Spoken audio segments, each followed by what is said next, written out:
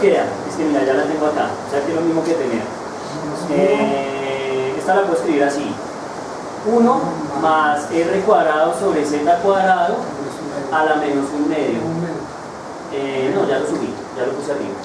Estamos, ya lo puse aquí arriba. Miren que ya me quité el z, ¿no? No sé si se dan cuenta que ya me quité el z. ¿Sí estamos? Ya me quité el z. Ah, sí, que verdad que ya lo vi. Ya creo que lo vi venir. Entonces me queda que esto es igual a 1 más n, que n es quién, menos 1 medio de r cuadrado sobre z cuadrado. Vamos a ver si nos da esta ahorita. Ya tenemos el z cuadrado en el denominador y eso es una maravilla. ¿Sí estamos? ¿Aló? ¿Sí? Entonces miren qué nos queda. Acá nos queda entonces que esto es que de z va a ser igual a sigma sobre 2 epsilon sub 0 factor de 1 menos, y entonces tengo esta expresión, menos 1 menos 1 medio r cuadrado sobre z cuadrado. ¿Estamos? Entonces ahora me queda que e de z va a ser igual a sigma sobre 2 epsilon sub 0, aquí 1 menos 1 es 0, ¿sí estamos? Entonces me queda menos 1 medio de r cuadrado sobre z cuadrado, más, gracias, más, esto me queda entonces que e de z va a ser igual a sigma sobre 2 epsilon sub 0, 4 epsilon sub 0, z cuadrado, r cuadrado. ¿Están de acuerdo? ¿Aló? ¿Sí? Uy, sí, es una chimba. Qué demostración tan bacana. ¿Preguntas? ¿Ahí está claro? ¿Sí? Entonces miren, ahora nos queda esto. Nosotros decimos que sigma es carga por unidad de área. ¿Sí están de acuerdo? Entonces esto es... esto va a ser igual a Q sobre el área. ¿Cómo lo escribo? Sí, Q sobre... Así. Q sobre 4, y aquí voy a poner pi r cuadrado, ¿puedo? Z cuadrado, pero arriba tengo r cuadrado, ¿puedo? Uy, es una chingada. Ya lo mostramos, muy bien. Entonces ahora r cuadrado y r cuadrado muere, y entonces nos queda que el campo en z, entonces el campo en z va a ser igual a Q sobre 4pi z cuadrado. Amén. ¿Ya está? Sí, tienen razón. ¿Aló? ¿Sí lo ven? Y nos queda una... ¿No? ¿Ah? Y el epsilon. Amén. Uy, espérenme, hermano, no tome foto porque sin el epsilon... No, bueno. 4pi epsilon sub 0, y eso es lo mismo que tener en nuestro lenguaje, en nuestro curso, porque nosotros casi nunca lo usamos así, ¿no? KQ sobre z cuadrado. Y se comporta como el campo eléctrico de una carga puntual. ¿Aló? ¿Sí lo ven? Es nuestra aproximación. Vean que sí nos sirvió nuestro estudio del dipolo. ¿Tú viniste a esa clase? ¿No? Hicimos esta aproximación para el dipolo y la acabamos de hacer para este problema. ¿Lo ven? ¿Cómo la ven? Sexy. ¿Cómo así que muy? No, mi hermano, no nos haga sentir mal después de semejante disertación. Hay ninguno de los minutos que Z era mucho, o sea, no se necesitaba saber que Z. No, sí. ¿Cuándo? Esto solo funciona cuando este término es mucho más grande que este. Solo se puede aplicar. O sea, cuando esta estructura tiende a cero. Esa aproximación funciona. Y para el problema del dipolo, exactamente la misma estructura matemática. También teníamos en el denominador que el elemento del denominador era mucho más grande que el del numerador. Y solo para ese momento funciona esta aproximación. Si no, no funciona. ¿Lo ves? Entonces por eso es vital usar esta aproximación. Porque cumple con la condición de que Z es mucho más grande que quién, que R. Que fue lo que usamos exactamente en el problema del dipolo. ¿Listo? Ahí para utilizar esas aproximaciones uno... O sea, ¿cómo estructura usted para que llamar X a R cuadrado sobre Z cuadrado? O sea, X. ¿de dónde determinó que X se va a llamar así? X es la función que nosotros estamos estudiando. Entonces, para que esta aproximación funcione, nosotros tenemos que decir que X tiende a ¿dónde? A 0. Entonces, como para que esta aproximación funcione bien, X tiende a 0, entonces yo digo que mi X es esta expresión. Entonces, casualmente esta expresión tiende a ¿dónde? A 0, porque queda r cuadrado sobre z cuadrado, pero como z es muy grande, entonces hace que esto tienda a dónde? A 0. Entonces evidentemente puedo hacer esta aproximación. ¿Sí lo ven? Es una berraquera. Pero solo cumple para esa ¿qué? Para esa condición. ¿Está claro? Ya. Si no, perdimos, no se puede. Una maravilla. Sí, yo ahorita pensé en la aproximación, pero dije, este truco que hice ahorita fue porque quería aplicar esos conceptos, no sé si se acuerdan cuando uno tenía límites que se indeterminaban por infinitos. Entonces uno dividía por el mismo número en todos lados, o sea, multiplicaba y dividía por el mismo número, y eso le salían cosas. Generalmente uno quitaba la indeterminación en el límite. ¿Sí estamos? Pero pues aquí le hice el truco, no nos quitó la indeterminación, pero nos dejó la forma y nos garantizó que esta expresión tendría a dónde? A 0, que es lo que nosotros necesitamos. Entonces vean que no era tan trivial, se parecía un poco a lo que hemos hecho, pero la aproximación era muy diferente. ¿Sí? Bueno, está lindo. Bueno, esto se nos está agarrando chico. Uy, ese experimento de Millikan es una berraquera. Entonces lo hayan mirado con calma. Ah, eso es, tocaba graficar los puntos. Sí, lo que pasa es que el experimento de Millikan, recuerda que el experimento de Millikan es un experimento crucial en la física moderna, ¿sí? Que en teoría en un curso de física moderna uno debería ver el experimento de Millikan. Es el experimento que permitió determinar la carga del electrón, ¿sí? Antes de ese experimento nadie sabía cuánto era la carga del electrón. Solo se conocía una cosa, la relación entre la masa y la carga de ¿qué? Del electrón. Se llamaba la relación carga-masa, que se estudió con una cosa que se llama tubo de rayos filiformes. Pero entonces después el hombre hizo eso y no es trivial, incluso incluye mecánica de fluidos, o sea, resolver el problema incluye mecánica de fluidos, principio de Arquímedes y toda esa vaina. ¿Estamos? Podrían revisarlo con calma. No, nunca se imagina cuándo puede aparecer Millikan hace ya una vaina.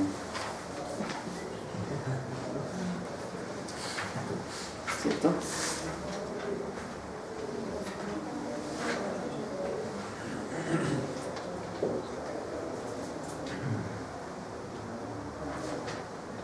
Ah, bueno, esto ya lo demostramos.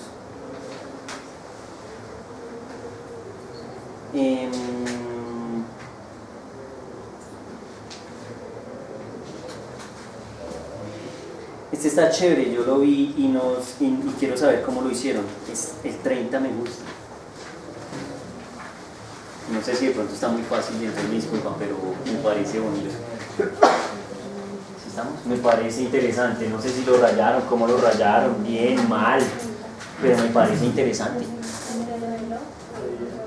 No, ni idea. ¿Quién lo rayó? Dijo, no, lo tengo de parche, brevísimo, el 30, papito.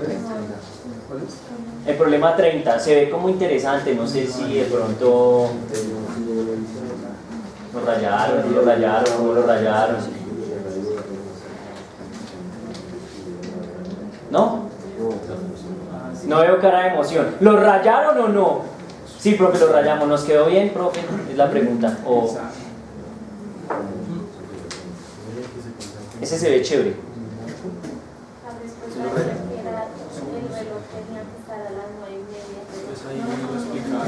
¿Cuál reloj? El de la varilla, ¿no? No es una varilla de vidrio. No, el del reloj no rayé, eso es un pecado inmediato. No, es que hay uno que dice que es de unas cargas, es un reloj de cargas, por así decirlo. Y dice que averiguar la hora en que tiene que estar el reloj. Hay que hacer el Es el 9. Ah, ¿el 9? Es el 9. Ah, sí, es el 9. Bueno, entonces ¿hacemos el 9 o hacemos el 30? El 30 sí o no, se ve como más criminal. Pero el 9, pues si quieres, pues lo podemos discutir en un momento, pero sí. Bueno, listo, vamos con el 9 que en 5 minutos tiene que salir. Un minuto para ganar y buena suerte porque nos vamos. 30. Ah, ¿y cuál dije yo? 39. Ah, el 30. Ah, es que ya estoy más loco. Son tantos días rayando que ya no me acuerdo. Ya se dañó mi perdón.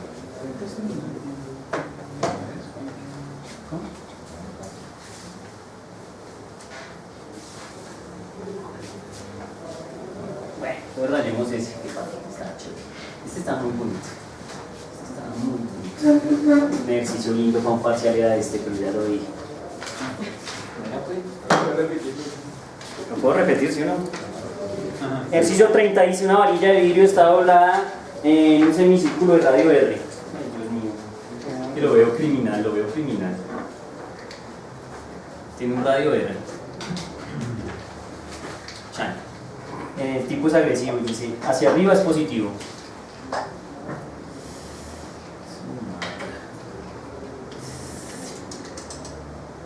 Y hacia abajo es negativo. En la vida he rayado esta vuelta. Es negativo, listo. Entonces dice. Ahora aquí dice que esto tiene una carga Q distribuida uniformemente. Y aquí abajo tiene una carga menos Q distribuida. Como se muestra en la figura 30, determina el campo eléctrico E en P, el centro del semicírculo. ¿Cuánto vale E en este punto? Listo. ¿Quién dijo yo? ¿Quién dijo yo? El amigo me mira como no, yo no. Siempre yo no. Yo tengo una idea, profesor. Dime ideas, por favor. Las cargas, la parte del semicírculo positivo, pues en el punto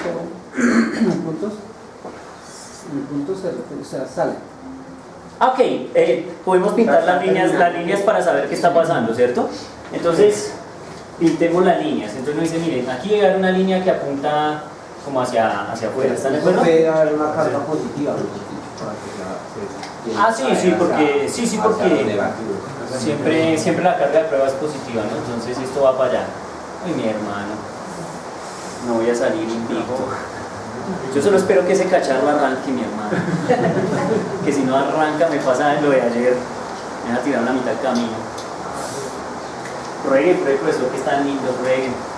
Muy bien, entonces ahora nosotros pensamos que es muy posible que esta vaina apunte hacia dónde. Hacia allá, ¿estamos de acuerdo?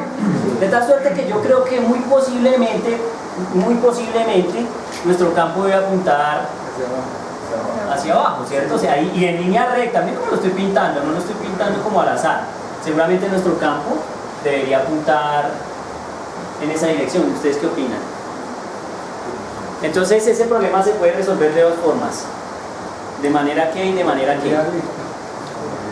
De manera escalar y de manera vectorial. ¿Cómo lo rayaron? Escalar. ¿Por qué es que escalar es más fácil? Sí, la gente dice no, escalar es más fácil, porque escalar es más fácil. Claro, esto es un problema de R2, ¿no? Entonces ahí los campos no se sumarían. Entonces uno dice, no, los campos se sumarían. Pero miren que es que yo pinte una sola línea, ¿cierto? Esta línea realmente debe ser un ¿qué? Un DE y un DE. ¿Sí están de acuerdo o no? O sea, eso no puede ser un campo neto, sino un diferencial. O sea que esas líneas que yo pinte son producidas por una sola diferencial de carga de Q en cada uno de esos alambres.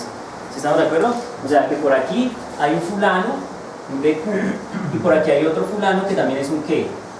Un DQ. ¿Sí estamos? Entonces yo creo que lo primero que tenemos que hacer es decir, el tipo nos dice, nos advierte cariñosamente, nos dice, mi hermano, son alambres, son alambres, ¿cierto? Sí, son alambres. Entonces son alambres que tienen una carga Q distribuida uniformemente. Inmediatamente le está botando un dato, ¿cuál es?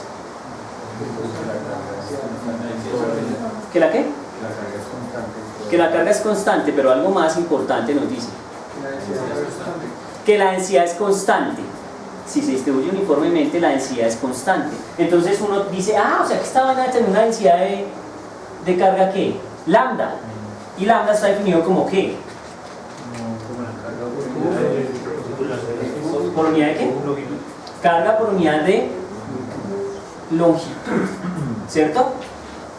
Pero como nosotros vamos a definir unos diferenciales, entonces nos toca definir unos diferenciales aquí en esta densidad, ¿cierto? O sea que uno dice que esto es lambda igual a dq sobre de quién? De L. Si me permite lo voy a llamar ds, ¿cierto? Porque son diferenciales de qué? De arco. S. ¿Listo?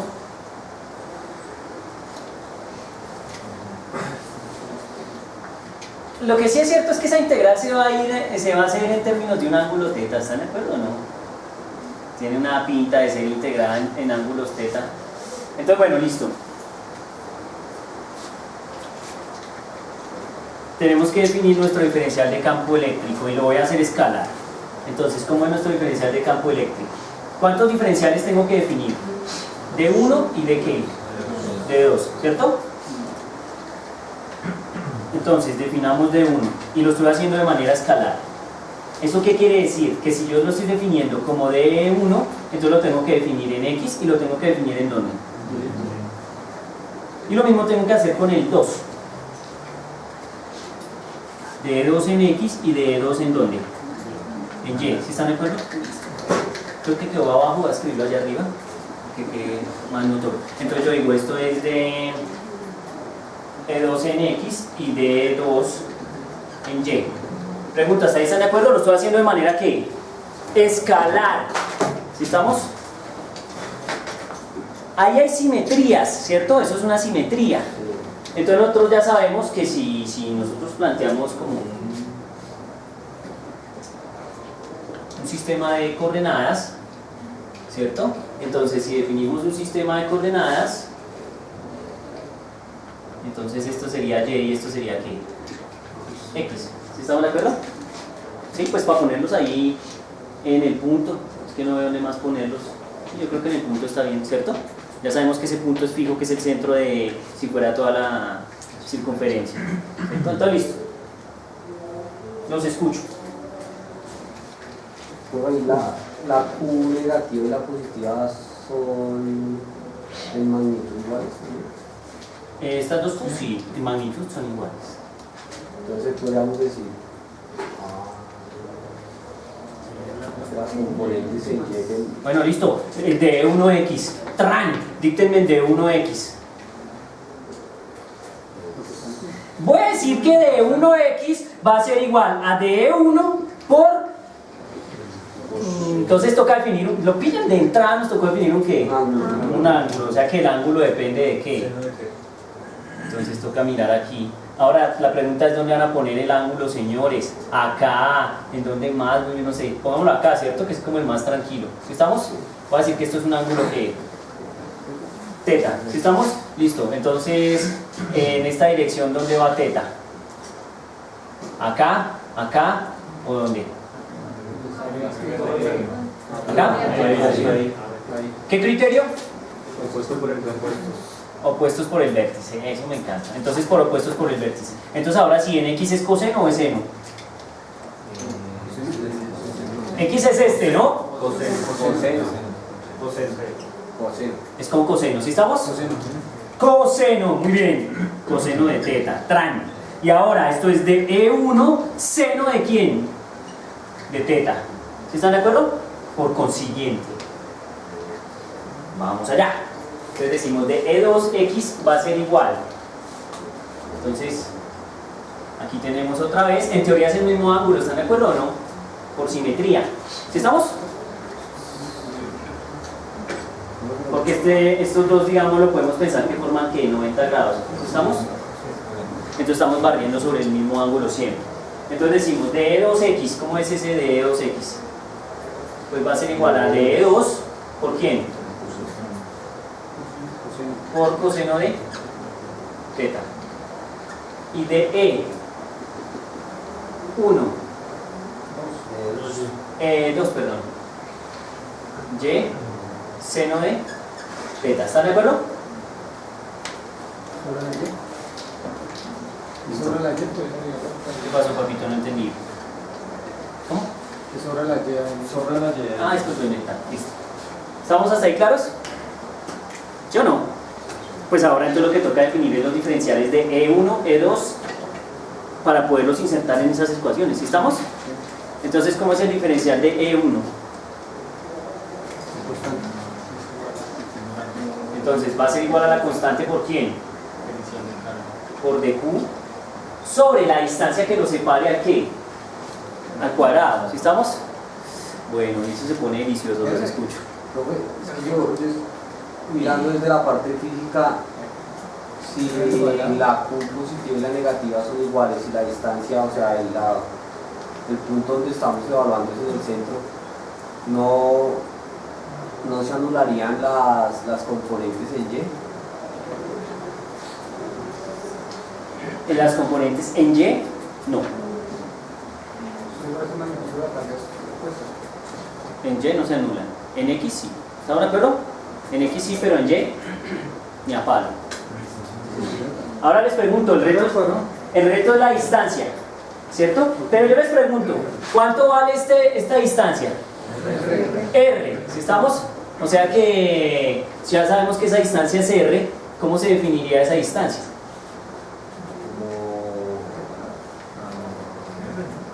R al cuadrado. No sé, díganme ustedes. Podría ser de pronto la hipotenusa. Sí. De pronto podría ser. X cuadrado más Y cuadrado. Eso sería, ¿cierto? Pero esa distancia es siempre ¿qué? R. La misma, es una distancia R. O sea que simplemente poner R ¿qué? Cuadrado. Cuadrada. ¿Estamos? R cuadrado. ¿Sí está claro hasta ahí? Es R cuadrado. Siempre la distancia es la misma para cualquier punto que se encuentre en el alambre. Porque uno se para acá y la distancia es ¿cuánto? R. Aquí R, aquí R, aquí R. Sí, es un X cuadrado más un Y cuadrado, pero esos X cuadrados más Y cuadrados, esos X cuadrados más Y cuadrados de este asunto tienen una restricción y es que debe ser siempre igual a ¿qué?